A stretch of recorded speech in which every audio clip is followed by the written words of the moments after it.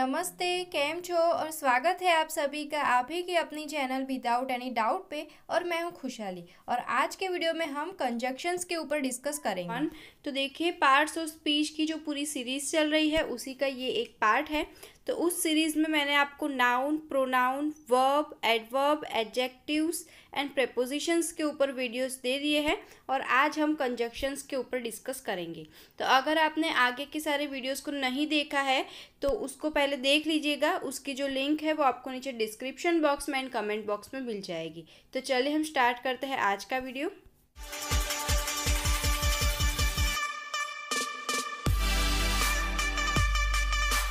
तो दोस्तों, मैं फेसबुक पे और इंस्टाग्राम पे भी एक्टिव रहती हूँ, तो अगर आप चाहें तो मुझे वहाँ पर भी फॉलो कर सकते हैं। तो उनकी जो लिंक है वो आपको नीचे डिस्क्रिप्शन बॉक्स में एंड कमेंट बॉक्स में मिल जाएगी। तो सबसे पहले समझने की कोशिश करते हैं कि कंजक्शंस क्या होते हैं। तो देखिए, कंजक्शन इज़ अ वर्ड और group of words which connects two और मोर वर्ड्स, फ्रेजेस और सेंटेंसेस।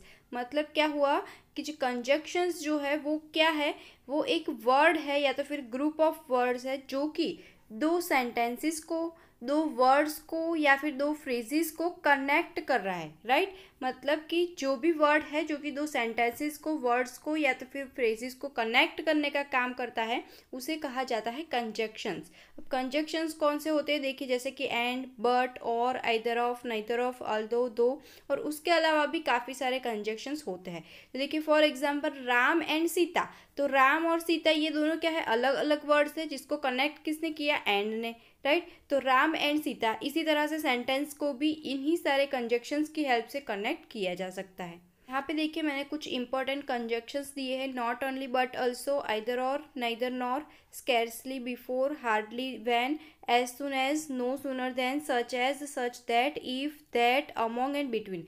तो ये सारे के सारे कंजक्शन वो है जिनको मैंने ऑलरेडी डिस्कस कर लिए हैं। देखिए, आप सभी को पता होगा कि 5 मिनट्स इंग्लिश ग्रामर करके जो हमारी सीरीज चल रही है उसमें मैं क्या कर रही हूँ कि 5 मिनट्स के छोटे छोटे वीडियोस लेके आ रही हूँ, जिसमें मैं आपको एक एक करके जो हमारे मोस्ट इंपॉर्टेंट रूल्स होते हैं उन्हीं को आपको क्लियर करवा रही हूँ।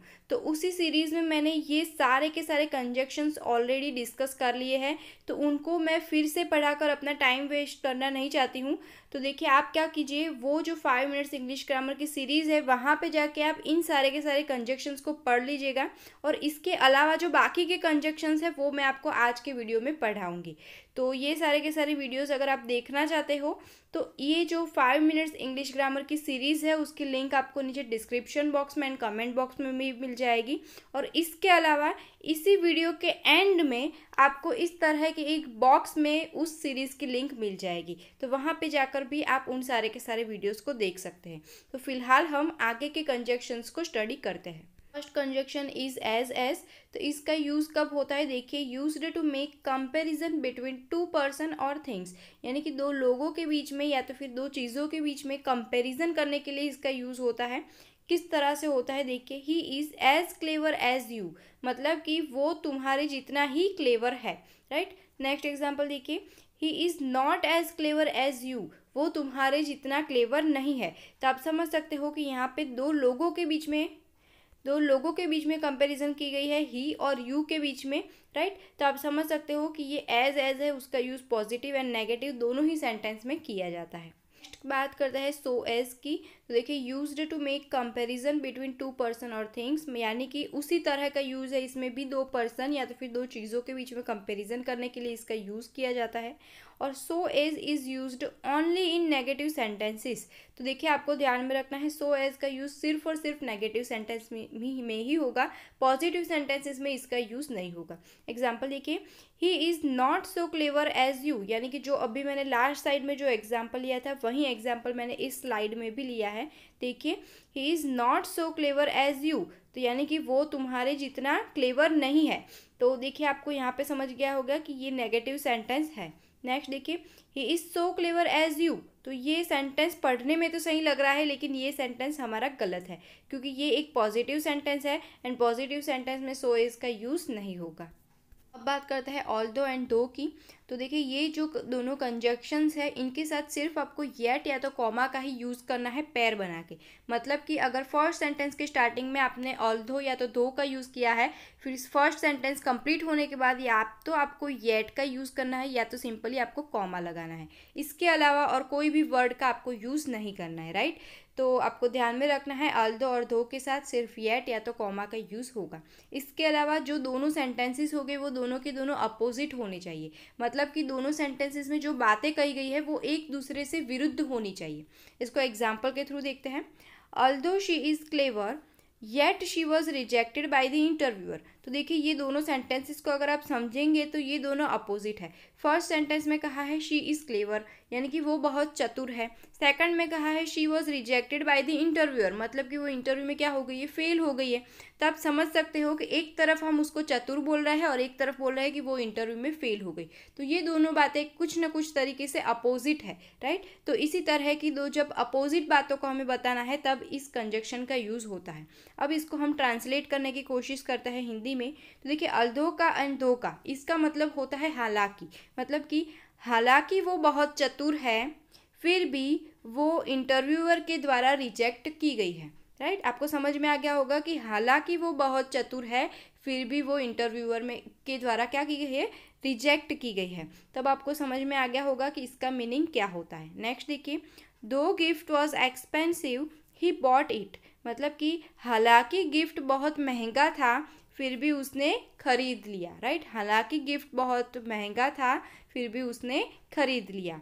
तो देखिए यहाँ पर भी दोनों जो सेंटेंसेस है एक तरफ कह रहा है कि वो महंगा है और दूसरी तरफ कह रहा है कि उसने खरीद लिया। तो ये दोनों अपोजिट सेंटेंस है, इसलिए आगे दो है और पीछे कोमा है जो कि परफेक्टली राइट है। The next conjunction is lest. तो lest is followed by should और first form of the verb V one. यानी कि लेस्ट के बाद या तो आप शुड का यूज़ कर सकते हो या तो फिर वर्ब की फर्स्ट फॉर्म वी वन का यूज़ कर सकते हो। मतलब कि लेस्ट के बाद आपको और कुछ भी नहीं दिखना चाहिए। अगर आपको वर्ब की सेकंड फॉर्म दिख रही है यानी कि पास्ट फॉर्म है या तो फिर आईएनजी वाली फॉर्म है, ऐसा कुछ भी अगर आपको दिख रहा है तो सीधा सीधा आपको वहाँ पे एरर मार्क करनी है। सिंपली शुड होना चाहिए था या तो फिर वर्ब का फर्स्ट फॉर्म होना चाहिए। नेक्स्ट देखिए, lest is a negative word so do not use not, no or never with lest. यानी कि ये जो लेस्ट है ये ऑलरेडी एक नेगेटिव वर्ड है, तो इसके साथ फिर से नॉट, नो या तो फिर नेवर रखना ये कोई भी समझदारी वाली बात नहीं है, राइट। तो इसके साथ कभी भी आपको कोई नेगेटिव वर्ड का यूज़ नहीं करना है क्योंकि ये ऑलरेडी एक नेगेटिव वर्ड है। अगर हिंदी में देखा जाए तो लेस्ट का मतलब होता है ऐसा ना हो कि, राइट। ऐसा ना हो कि ये हो जाए, ऐसा ना हो कि वो हो जाए, इस तरह से हम बोल रहे हैं। तो अगर मैं बोल रही हूँ कि ऐसा ना हो कि ये हो जाए तो ये एक भविष्य वाली या तो फिर सिंपल टेंस की बात हो जाती है, इसीलिए इसके साथ आप पास्ट फॉर्म यूज़ नहीं कर सकते, राइट। एग्जाम्पल देखते हैं। Study hard लेस्ट you should fail. यानी कि मेहनत से पढ़ो ऐसा ना हो कि तुम फेल हो जाओ, राइट। मेहनत से पढ़ो ऐसा ना हो कि तुम फेल हो जाओ। तो आपको समझ में आ गया होगा कि इसका मीनिंग क्या होता है। तो इसीलिए देखिए यहाँ पे लेस्ट के बाद यहाँ पे शुड का यूज़ हुआ है और ये यहाँ पे वर्ब का फर्स्ट फॉर्म है जो कि परफेक्टली राइट है। नेक्स्ट देखिए, स्टडी हार्ड लेस्ट यू फेल। अच्छे से मेहनत करो वरना क्या हो जाएगा, आप फेल हो जाओगे। तो ये दोनों तरीके से आपको सेंटेंस दिख रहे हैं, इसमें शुड का यूज़ किया है, इसमें शुड का यूज़ नहीं किया है, फिर भी दोनों के दोनों सेंटेंस परफेक्टली राइट है। बात करते हैं अनटिल एंड अनलेस कंजक्शंस की। तो अनटिल का यूज़ किया जाता है टाइम ओरिएंटेड सेंटेंसेस में एंड अनलेस का यूज़ किया जाता है एक्शन ओरिएंटेड सेंटेंसेस में। तो इन दोनों का मीनिंग सेम होता है जब तक। यानी कि अगर मुझे बोलना है कि जब तक मैं ना आऊँ तब तक तुम मत जाना, तो ये जो जब तक मैं ना आऊँ ये जब तक के जो वर्ड है उसी के लिए ये अनटिल एंड अनलेस वर्ड का यूज़ किया जाता है। अब देखिए ये दोनों के दोनों वर्ड्स जो है वो नेगेटिव वर्ड्स है, तो इसीलिए इनके साथ फिर से कोई नेगेटिव वर्ड लगाना ये गलत हो जाएगा। तो आपको ध्यान में रखना है कि ये दोनों ऑलरेडी नेगेटिव वर्ड्स है, तो इसके लिए आपको इसके साथ कोई भी नेगेटिव वर्ड्स नहीं लगाना है। First example, wait here until I come back. यहाँ पर ही मेरी राह देखना जब तक मैं वापस ना आ जाऊँ। तो देखिए यहाँ पे अंटिल आई कम बैक, वैसे हम बोल क्या रहे हैं कि जब तक मैं वापस ना आ जाऊँ, फिर भी हमने यहाँ पे क्या लिखा है, आई कम बैक। यहाँ पे इसको हमने नेगेटिव नहीं किया है क्योंकि until itself is a negative word, right. भले ही हम इसको ट्रांसलेट इस तरह से करेंगे कि जब तक मैं वापस ना आ जाऊँ, फिर भी आपको यहाँ पे सिर्फ और सिर्फ पॉजिटिव सेंटेंस ही लिखना है। Next example, unless you do not work hard you will not pass, यानी कि जब तक तुम मेहनत नहीं करोगे तब तक तुम पास नहीं होंगे। लेकिन यहाँ पे देखिए अनलेस के साथ भी नेगेटिव सेंटेंस दिया गया है जो कि परफेक्टली रॉन्ग सेंटेंस है। नेक्स्ट देखिए, unless you work hard you will not pass, जब तक तुम मेहनत नहीं करोगे तब तक तुम पास नहीं होंगे। तो देखिए यहाँ पे भले ही हम बोल रहे हैं कि जब तक तुम मेहनत नहीं करोगे, ये जो हम नेगेटिव बोल रहे हैं वो अनलेस वर्ड की वजह से बोल रहे हैं, तो इसलिए यहाँ पे फिर से ये जो डू नॉट लगाया है वो हमारा गलत है, राइट। तो ये जो सेकंड सेंटेंस है ये हमारा राइट है। अब देखिए हमने यहाँ पे अनटिल का यूज़ किया क्योंकि मैंने क्या बोला है, जब तक मैं वापस ना आ जाऊँ। तो ये एक समय की बात हो गई कि मैं इतने बजे वापस आऊँगा और तब तक तुम मत जाना, तो ये एक समय की बात हो गई, इसलिए अनटिल वर्ड का यूज़ हुआ है। और देखिए यहाँ पे अनलेस का यूज़ किया है क्योंकि यहाँ पे समय की बात नहीं की गई है, हार्डवर्क करने की बात की गई है, यानी ये एक एक्शन ओरिएंटेड सेंटेंस है, इसीलिए यहाँ पे अनलेस का यूज़ किया गया है। तो आपको ये भी देखना है कि अगर यहाँ पे अनलेस दिया हुआ होता तो ये सेंटेंस गलत हो जाता, क्योंकि ये एक टाइम ओरिएंटेड सेंटेंस है, तो ये भी आपको ध्यान में रखना है। सो आई होप आपको इतने रूल्स अच्छे से समझ में आए होंगे, और अभी भी कुछ कंजक्शंस बाकी है वो मैं आपके लिए नेक्स्ट वीडियो में ज़रूर लेके आऊँगी।